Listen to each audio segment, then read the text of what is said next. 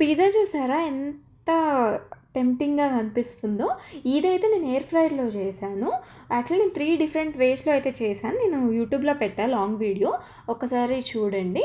ఇది ఏం చేశానంటే dry yeast, sugar and oil, ఈస్ట్‌ని యాక్టివేట్ చేయడానికి కొంచెం లుక్వార్మ్ వాటర్ తీసుకున్నాను. వేసుకొని ఇదంతా మిక్స్ చేసేసుకున్న తర్వాత నేనైతే దీన్ని ఒక హాఫ్ అన్ అవర్ రెస్ట్ ఇచ్చిన తర్వాత ఇలా ఫ్లఫీగా అయింది. ఆఫ్టర్ హాఫ్ అన్ అవర్ ఇదైతే ఫ్లఫీగా అవుతుందండి. దీన్ని ఇంకొంచెం సేపు మసాజ్ చేసి మనం ఏం చేయాలి అంటే మళ్ళీ వెట్ క్లాత్ తోటి క్లోజ్ చేసామనుకోండి ఇంకొంచెం ఇంక్రీజ్ అవుతుంది. అప్పుడు మళ్ళీ మనం మసాజ్ చేసుకొని మనకి ఎంత సైజ్ కావాలో అంత డివైడ్ చేసి ఇచ్చా. ఒక ప్లేట్కి నేనైతే మంచిగా బటర్ రాశాను. బటర్ రాసిన ప్లేట్లోనే పెట్టి దీన్నైతే ఈవెన్గా స్ప్రెడ్ చేసుకున్నా.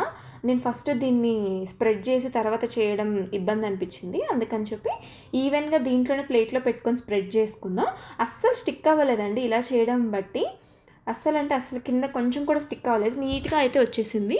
దేంట్లో అయితే మనం సెట్ చేయాలనుకుంటున్నామో దాంట్లో మంచిగా బటర్ అప్లై చేసుకుంటే ఎక్కడ కూడా మనకు అది స్టిక్ అవ్వదన్నమాట.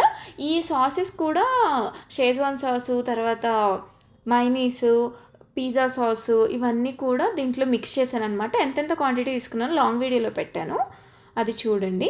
ఇది ఇలా బ్లెండ్ చేసేసుకున్న తర్వాత నేను ఆర్గానో అండ్ చిల్లీ ఫ్లేక్స్ వేసేసుకొని దాంట్లోకి నేను పన్నీరు, కార్న్ వేసుకున్నా. మంచిగా అది వేసేసుకొని చీజ్ పెట్టేసుకొని దీన్నైతే ఇంకా బేకింగ్కి రెడీ చేసా. బేక్ చేసే ముందు ఒక్క 5 మినిట్స్ అన్నా ఫ్రిడ్జ్లో పెట్టుకోవడానికి ట్రై చేయండి. కొంచెం స్టిఫ్గా అవుతుంది కాబట్టి క్రంచీగా అయితే అవుతుంది. ఈ చీజ్ కూడా ఫుల్లీ ప్రోటీన్ చీజ్ అండి, ఇది ఫ్యాట్ వెర్షన్ కాదు, అందుకని చెప్పేసి నాకు అది జెల్లీ జెల్లీగా రాలేదు. లాంగ్ వీడియో అయితే చూడండి. Thank you.